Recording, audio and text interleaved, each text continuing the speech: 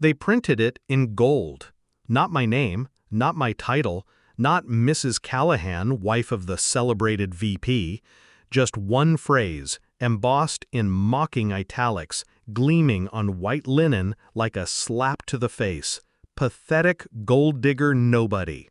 And when I paused at my seat, his table front and center, his colleagues burst into laughter like it had been rehearsed. Maybe it had. Her laugh was the loudest. Ariana Lorne, his boss, slender, serpentine, smug. She tilted her champagne toward me, a toast to humiliation. Still clinging to him, she sneered, or just desperate for a photo op? I looked at him. Tyler didn't even flinch, just sipped his drink like he hadn't watched me build his empire while he played visionary. I didn't cry. I didn't scream. I walked out, heels silent, spine straight. But before I left, I stopped beside Ariana, CEO now, thanks to the shares I gifted her husband in our early years. I leaned in, softly, dead calm. I'd check your stock prices if I were you. And I left them laughing. For now. 2. Backstory setup. Establish the relationship. I met Tyler when I was still naive enough to believe in potential. He was broke, brilliant, and charmingly chaotic. I had discipline, connections, and a marketing brain sharper than most hedge fund knives. We made a good team. He pitched, I polished. He dreamed, I delivered. In 4 years, his startup, Verdant Systems, went from a dorm room fantasy to an AI-driven biotech darling. I structured the funding rounds. I designed the pitch decks. I negotiated the angel investors when he nearly tanked our Series B. He called me his secret weapon. Until the secret became inconvenient. Once the board saw me as more than a wife, once they started listening to my questions, Ariana stepped in. Tight skirts, whispered doubts, and one board meeting later, I was advised to step back for optics. Tyler said it was temporary. I didn't fight. I waited. 3. Discovery of betrayal. It started small. A hidden hotel charge, a second phone, the sudden passwords. Then I saw the NDA, left open on his laptop like bait. A confidential consulting agreement with Ariana, signed the same week he stopped touching me, stopped talking to me, stopped pretending. I didn't confront him. I copied it. The texts came next. Screenshots sent anonymously. Meetings in Monaco. A strategic future that didn't include me. They thought I'd unravel. Instead, I smiled.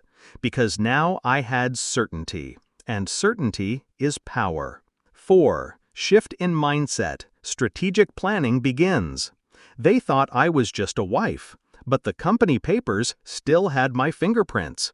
The initial patent, filed in my name before we transferred IP rights. A technicality, one they never refiled properly. Oops.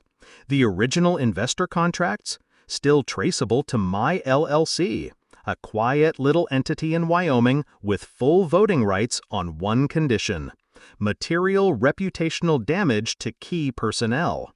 Infidelity with your boss? Tick. I spent 6 months gathering, not evidence, ammunition. I courted Verdant's old CTO, bought his silence, and then his loyalty. I called in favors from VCs who owed me. I commissioned an audit under the radar. And then I waited for the Gala, for the room full of glass egos and greedy eyes. 5. Execution of the plan. 2 hours after I left that night, Verdant Systems stock began to plummet. Whispers first, a leaked memo, concerns about leadership ethics, a brewing scandal. Then the lawsuit hit. Patent fraud, insider trading, undisclosed relationships between C-level executives. By morning, the headlines were a feeding frenzy. Verdant's execs under fire after whistleblower exposes CEO affair and financial misconduct. Of course, I was anonymous, but anonymous doesn't mean powerless. The whistleblower report included everything: screenshots, contracts, timelines. Enough for the board to call an emergency vote. Ariana was removed before lunchtime. Tyler was placed on indefinite leave. I watched it all from a quiet cafe across town. Black coffee, no sugar, just the taste of justice on my tongue. 6. Climax and confrontation. 3 days later, Tyler came home. Or what was left of him did. His eyes were hollow, his jaw clenched. "You did this," he rasped. I didn't deny it. I just turned to him with the same calm he used when he lied to my face. "You left the weapon loaded," I said. "I just pulled the trigger." He looked around the penthouse, my penthouse, paid for with my early buyout of the LLC, like it didn't feel like his anymore. Because it wasn't. The moment he signed those shares away to cover his tax bill, the balance of power shifted. And he never noticed. 7. Resolution and emotional release. People think revenge is loud. It's not. It's silent, precise. It's walking into a room full of people who laughed at you and walking out knowing they'll choke on your name for years to come. Ariana now chairs HR investigations at a mid-tier consultancy in Cleveland. Tyler?